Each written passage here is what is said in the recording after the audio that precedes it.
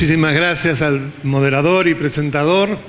Muchísimas gracias a los grupos CREA del NOA por haberme invitado, lo cual me honra. Es un placer que una entidad que está en la producción, en temas agropecuarios, técnicos, se interese por las instituciones, se adueñe de las instituciones y no lo deje únicamente en las manos de aquellos que nos hemos dedicado al tema institucional, porque es demasiado importante como para dejarlo solo en manos de los abogados. En mi exposición voy a seguir el siguiente orden. En primer lugar, voy a tratar de transmitir brevemente qué se entiende por instituciones de la democracia. En segundo lugar, cómo se proyecta eso en nuestra sociedad. En tercer lugar, algunas propuestas para el mejoramiento de nuestras instituciones. ¿Qué se debería hacer para poder modificar esa realidad? Y en cuarto lugar, ¿qué es lo que todos podemos hacer para precisamente contribuir en ese mejoramiento?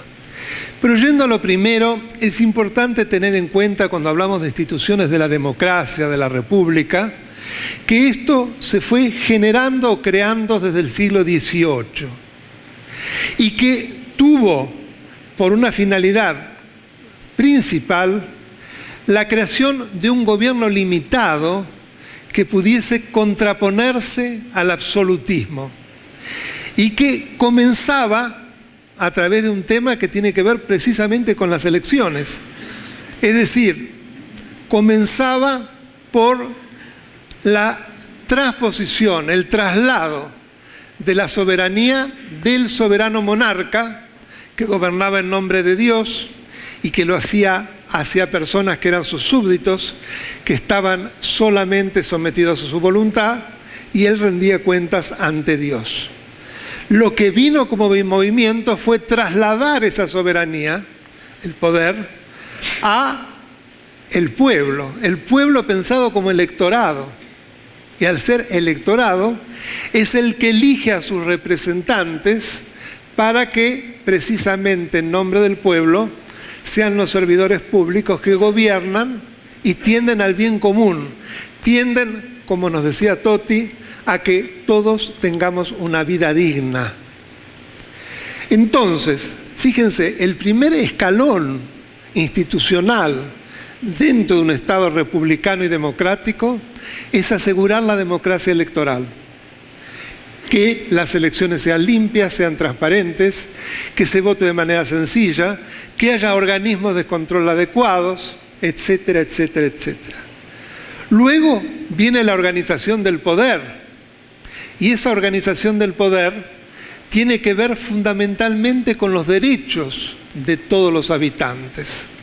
Porque si hubo una contribución importante durante este tiempo en que se construyó el concepto de república, fue precisamente el reconocimiento de que las personas somos titulares de derechos del mismo modo que tenemos un tronco, una cabeza y extremidades. Nadie nos los da graciosamente, es por nuestra calidad de personas que tenemos derechos.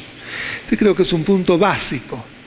Y en la organización del poder, el poder tiene que tener como principal punto de partida precisamente el respeto de los derechos de aquellos que son los que van a transmitir de manera temporal, porque los mandatos ya no van a ser más ilimitados, sino que van a estar perfectamente trazados a través de una temporalidad y con la posibilidad de alternancia, durante ese tiempo en el respeto de esos derechos fundamentales. Ahora bien, para lograr precisamente que eso se dé en la práctica, es necesario lo que decíamos al principio, la construcción de un gobierno limitado. Ese gobierno limitado se rige por el principio de separación de poderes.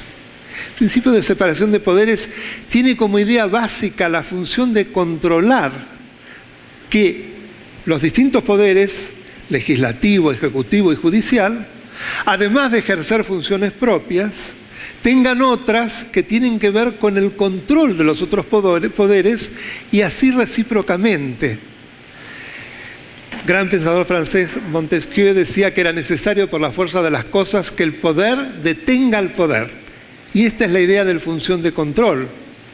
Y esta es la idea de, precisamente, crear instituciones. ¿Qué es una institución desde el punto de vista de un poder del Estado?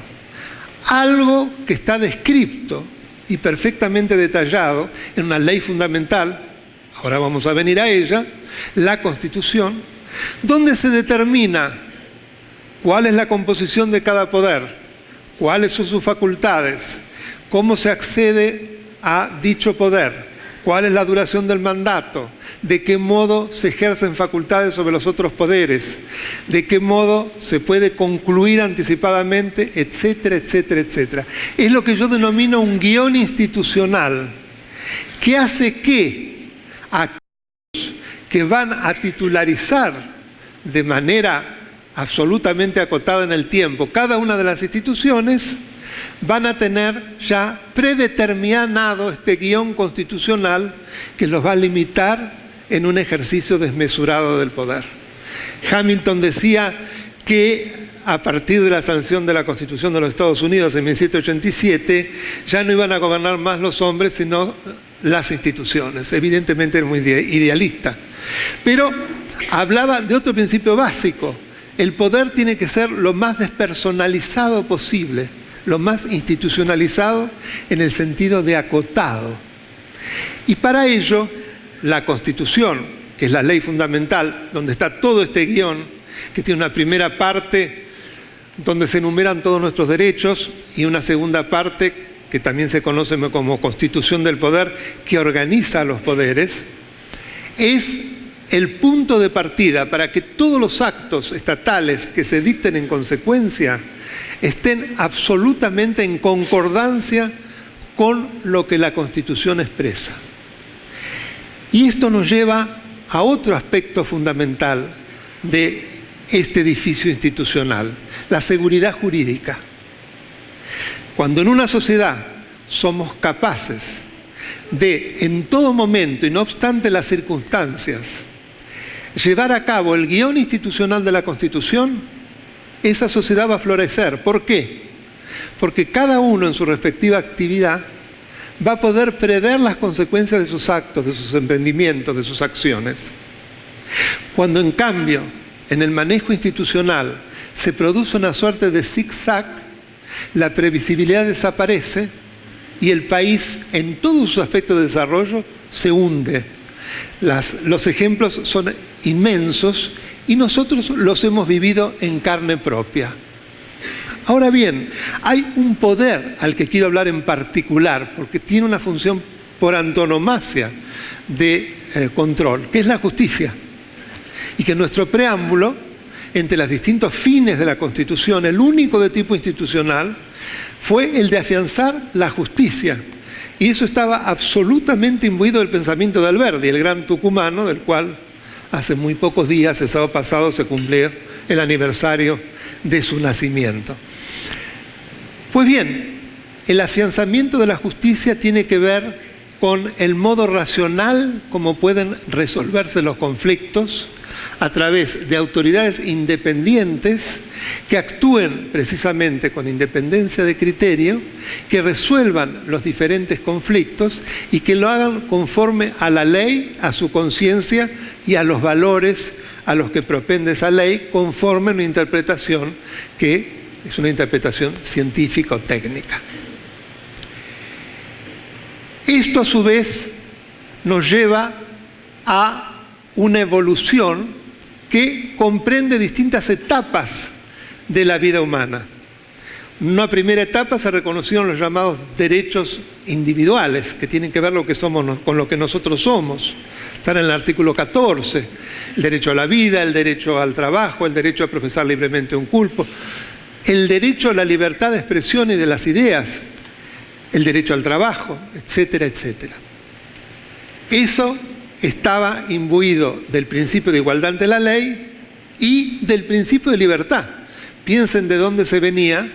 El valor libertad era básico Por eso, estas construcciones son manifestaciones del llamado liberalismo político, que significó y significa una noción de desarrollo en cuanto al gobierno de las sociedades humanas.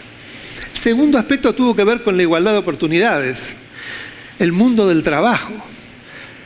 Salir de la tragedia del industrialismo del siglo XIX y meterse en una cantidad de derechos que están plasmados en leyes y que permiten que haya una igualdad mínima entre todos los hombres para que estos se puedan desarrollar.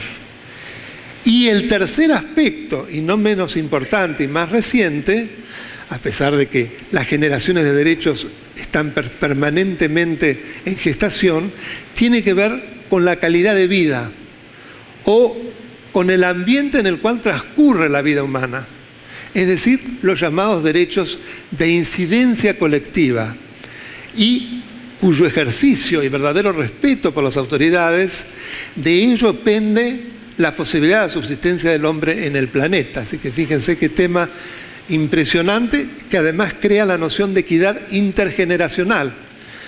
Toda acción susceptible de dañar al ambiente debe pensar no solo en la repercusión, en el modo como va a tener un efecto sobre las generaciones presentes, sino no comprometer un bienestar equivalente para las generaciones futuras.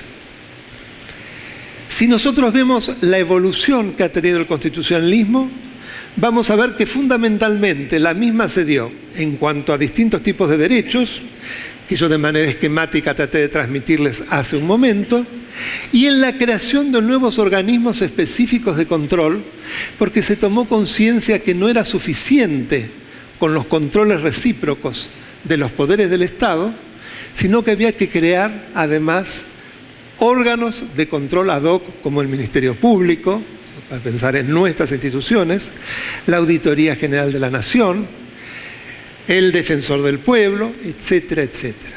Y en lo que hace al Poder Judicial, el Consejo de la Magistratura. Muy bien, hemos visto de alguna manera la teoría. Nosotros tenemos una Constitución que está absolutamente imbuida, basada en estos requisitos, en estos elementos. Sin embargo, ¿qué es lo que observamos en la práctica? Si nos remontamos al primer aspecto que yo les decía, tiene que ver con la despersonalización del poder. Por eso, quien nos gobierna lo hace por un tiempo limitado, en nombre del pueblo que es el elector, y respeta la institución dentro de la cual tiene que gobernar. Sin embargo, lo que nosotros observamos en nuestro medio es un sistema que un gran filósofo político y constitucionalista argentino, ya fallecido, Carlos Nino, denominaba hiperpresidencialismo. Es decir, un sistema en el cual, de manera sucesiva y a veces casi imperceptible, pero que finalmente termina ahogando, uno de los poderes, el Ejecutivo, va absorbiendo competencias de los otros dos, tanto del Legislativo como del Judicial, a través de diversos procedimientos, a través de diferentes argucias. Un Ejecutivo que, lejos de respetar la división de poderes, acude permanentemente a la emergencia para legislar. Fíjense, cuando al principio hablábamos de la necesidad de que cada poder se ciña a su función, la temática de la elaboración de las leyes, que son las normas generales y abstractas que no van a regir a todos, es fundamental que se gesten, que se formen, que se sancionen a través de requisitos que tienen que ver con la deliberación, la información pública, el debate, etc. Sin embargo, en nuestro sistema, un solo ejemplo, la emergencia pública, la ley de emergencia pública, emergencia económica. Fíjense qué curioso, a pesar de que nos hablan de que el país vive una etapa de gran bonanza económica, sin embargo, todavía hoy se maneja con la emergencia económica para legislar a través de decretos delegados porque esta es una ley del Congreso, desgraciadamente el mismo Congreso que se está como suicidando, en sustitución del Congreso. Y este mismo Congreso a su vez delega en el Ejecutivo nada menos que la legalidad presupuestaria. La ley de presupuesto, que no por casualidad se la conoce como ley de leyes, es aquella que marca el rumbo para un gobierno durante un año. Porque simplemente al marcar por organismo, por nivel de gobierno, acciones y partidas, está señalando un curso. Y de ese modo está conteniendo los ímpetus de aquel que tiene la función de administración para que no se desmadre. Pues bien, en nuestro sistema tenemos una facultad que aparece en toda la ley de presupuesto desde hace varios años, por la cual se habilita al jefe de gabinete de ministros a cambiar el destino de las partidas presupuestarias. Ustedes se dan cuenta qué facultad fenomenal que prácticamente destruye uno de los poderes básicos del Congreso para controlar al Ejecutivo.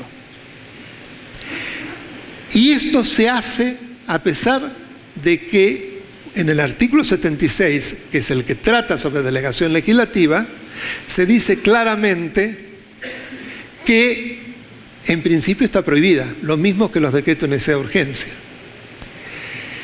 No me quiero extender, voy exclusivamente al tema de la justicia, que me parece básico.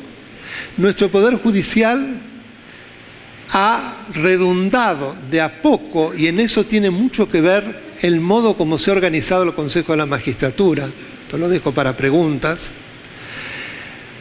en un poder que ha sido en gran medida captado por el Poder Ejecutivo. Es decir, la destrucción de gran parte de los controles y sobre todo la dificultad para combatir a la corrupción, que coincido totalmente con Totti, es uno de los elementos que más corroen a una democracia. Es cierto, muchos dicen, corrupción hay en todas partes, como una manera de justificar. Sí, pero no hay impunidad en todas partes. El problema no es la corrupción porque de carne somos. Si no, no habría código penal ni leyes que sancionen las conductas desviadas. ¿Para qué? Si somos todos perfectos. Está en la esencia humana precisamente el desmadrarse. Pero lo importante es que se den los contrapesos que impidan que eso quede impune. Porque si no, la excelencia se invierte. Son los más pillos los premiados y los honestos los que quedan en un lugar de inferioridad. Vayamos, porque sé que estamos con poco tiempo, vayamos a las posibilidades de modificación de esto. Un primer punto y básico para mí tiene que ver con la educación. Pero no solo con la educación en sentido lato, sino en sentido estricto. Creo que muy pocos saben que curiosamente en los años de transición democrática los contenidos de formación cívica de los colegios secundarios han decrecido de una manera notable. Es curioso, ¿no? No se transmite. Entra dentro de una materia general con muy pocas horas y realmente es notable quienes enseñamos luego en universidades, en Derecho se ve claramente, el desconocimiento de aspectos básicos de la organización democrática del Estado. Ahí hay que apuntalar seriamente. Hay que modificar la ley del Consejo de la Magistratura, la ley del Ministerio Público, que ha generado un superpoder en manos de la Procuradora General y que eso evidentemente ha sido en detrimento tanto de la autonomía del Poder Judicial como de la independencia de los fiscales, que están sometidos en el conocimiento de los casos y en la posibilidad inclusive de que sean cambiados sobre la marcha a lo que el titular de la Procuración decida. Nada más ajeno, más lejano a la democratización del poder. Debemos participar, lo que decía Totti, estoy totalmente de acuerdo. La participación se puede dar a través de numerosísimas caminos distintos. En muchas de nuestras normativas, en particular municipales, están reconocidas instituciones como la audiencia pública, la consulta, entre otras, el presupuesto participativo.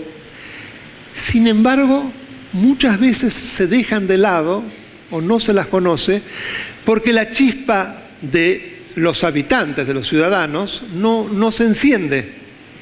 Es decir, no las hacen caminar.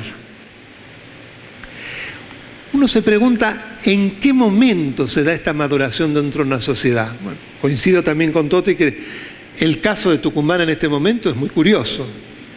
Pero yo les voy a dar otro caso, y no un caso de un país europeo, no, el caso de Guatemala en este momento.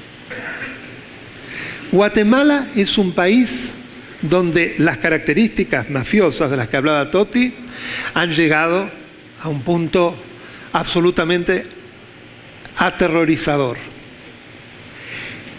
Por la corrupción, por los grupos mafiosos, por el narcotráfico, etcétera, etcétera. Por grupos que forman Estado dentro del Estado y que tienen más fuerza que el propio Estado.